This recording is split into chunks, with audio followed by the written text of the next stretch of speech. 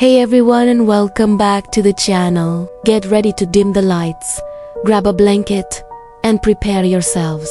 Because today we're diving into a chilling animated horror story straight from the heart of Tokyo. This isn't just any ghost story. It's a psychological ride that will leave you questioning everything you think you know about your neighbors. If you're a fan of Japanese horror, urban legends, and those truly creepy, suspenseful tales that slowly crawl under your skin, you're in for a treat. This one has it all. A haunting, a mysterious tapping sound, and a twist that you absolutely won't see coming. So, let's not waste any more time. Let's get spooky. Our story begins with a young woman named Akari, who had just moved into a new apartment building in a quiet, unassuming part of Tokyo. It was an older building, but the rent was surprisingly affordable for the area. Akari, an aspiring artist, was thrilled to have a fresh start. The building had a certain old-world charm, with creaky wooden floors and dimly lit hallways that whispered tales of past residents. She spent her first few days excitedly unpacking, arranging her art supplies, and trying to make the small space her own. Everything seemed perfect, a peaceful sanctuary in the bustling city. But peace, as Akari would soon learn, is a fragile thing. It started subtly, almost imperceptibly, a faint, rhythmic tapping sound. Tap, tap, tap. It seemed to come from the wall directly behind her bed, which, she quickly realized, was shared with the apartment next door. At first, she dismissed it. Old buildings make noises, right? Pipes settling, the wind playing tricks, maybe a neighbor doing some late-night DIY. She tried to ignore it, chalking it up to new apartment jitters. The tapping, however, didn't stop. It wasn't constant, but it would often start late at night, usually around 2 a.m., and continue for what felt like hours. It was slow, deliberate, and maddeningly persistent. Tap, tap, tap. It sounded like someone was gently knocking on the wall, almost like a secret code. Akari's initial dismissiveness slowly morphed into irritation, then curiosity, and finally, a creeping unease. One morning, sleep-deprived and frustrated, Akari decided to confront the source. She knocked on the neighbor's door. No answer. She tried again later that day. Still nothing. The door, a dark, heavy wood, remained stubbornly closed, giving away no secrets.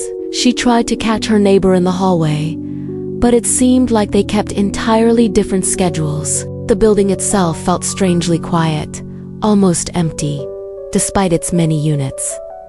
As the days turned into a week, the tapping escalated. It grew louder, more insistent sometimes, accompanied by faint, almost inaudible whispers. Akari started to feel like she was being watched, even within the confines of her own apartment. She would jump at shadows, her heart pounding at every creak of the floorboards. Her artistic inspiration began to wane, replaced by a consuming anxiety. She'd lie awake, in bed, staring at the shared wall, her imagination running wild with possibilities. Was it a lonely old person trying to communicate? A child playing a mischievous game? Or something far more sinister? One particularly unnerving night, the tapping changed. It wasn't just rhythmic anymore. It seemed to form patterns, almost like a distorted message. Akari, trembling, found herself listening intently, trying to decipher the seemingly random knocks. Could it be Morse code? A desperate cry for help. She started seeing things out of the corner of her eye, fleeting shadows, distorted reflections in her window at night. Her dreams became vivid nightmares, filled with dark figures and suffocating silence. She felt herself spiraling, her mental state deteriorating with each persistent tap. She tried talking to the building manager, a gruff, elderly man who seemed more annoyed than concerned. He assured her that the building was quiet, that her neighbor was a very private person, and that perhaps Akari was just experiencing the usual adjustment period to city life. He even suggested she might be overworked and stressed. Akari left feeling dismissed, her fears brushed aside as mere figments of her imagination. This only made her feel more isolated and vulnerable. Desperate for answers, Akari decided to take matters into her own hands. She began researching the building's history online. Old newspaper clippings, archived forums, whispers of urban legends surrounding her very apartment complex. That's when she stumbled upon a disturbing article from decades ago. It detailed the disappearance of a young woman from her exact apartment unit, followed by a series of strange occurrences reported by subsequent tenants, unexplained noises, cold spots, the feeling of an unseen presence. And in almost every account, there was mention of a rhythmic tapping sound from the adjacent wall. A cold dread washed over Akari. This wasn't just in her head.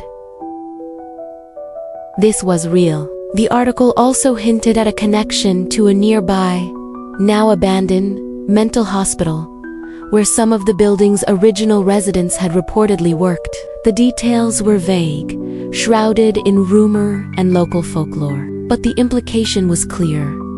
Something deeply unsettling had happened here, and it might be repeating itself.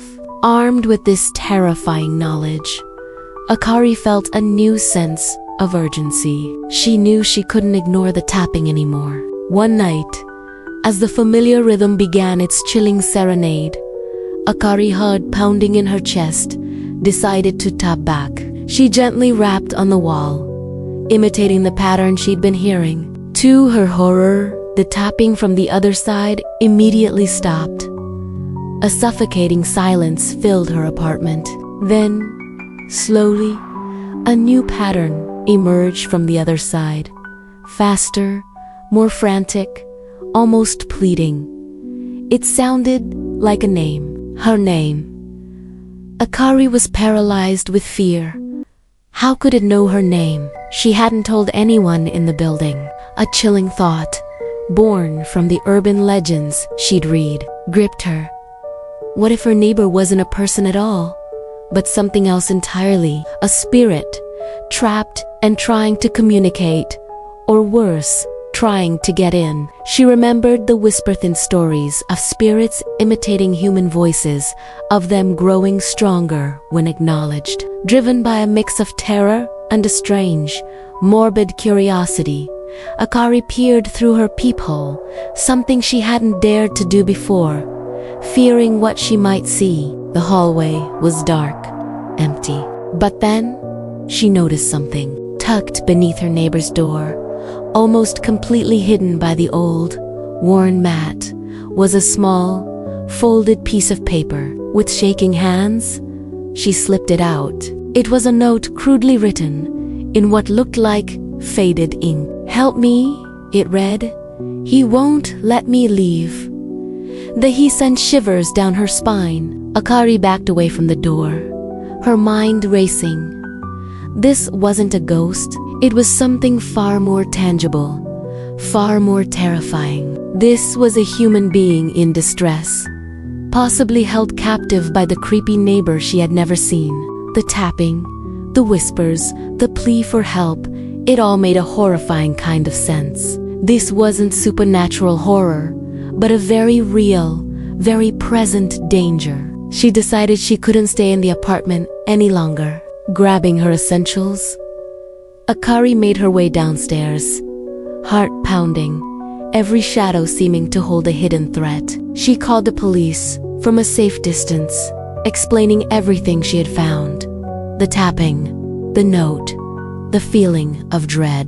They were initially skeptical, but her detailed account, coupled with the building's strange history, convinced them to investigate. When the police finally breached the door of the apartment next door, what they found sent a shockwave through the quiet building. The apartment was completely empty, save for a single, dusty old tape recorder sitting on the floor. It was playing a loop of rhythmic tapping sounds, strategically placed against the shared wall. And in the corner, amidst a scattering of old newspapers and strange diagrams, they found a small, meticulously crafted contraption designed to slide notes under doors, along with a hidden camera discreetly pointed at Akari's apartment. Akari watched, horrified, as the police revealed the truth.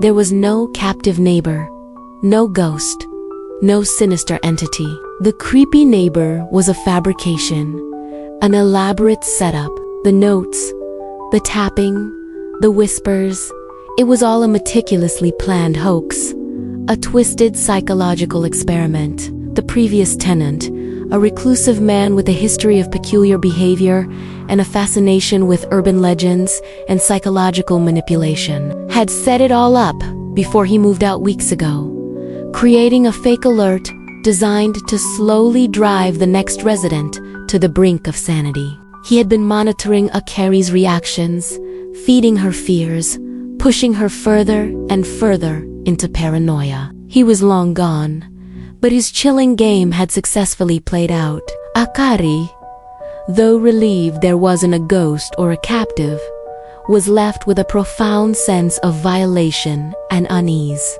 The experience left her shaken, but also strangely resilient. It wasn't the supernatural terror she'd imagined, but the human capacity for cruelty and psychological manipulation that proved truly terrifying. She realized that sometimes the scariest monsters aren't spirits from another realm, but the ones hiding in plain sight, or in this case completely unseen, simply waiting for an opportunity to play with your mind. And that, my friends, is where our tale ends. A chilling reminder that fear often comes from within, amplified by the unknown, and sometimes the most unsettling horrors are the ones crafted by human hands. What do you think you would have done in Akari's situation? Let me know in the comments below.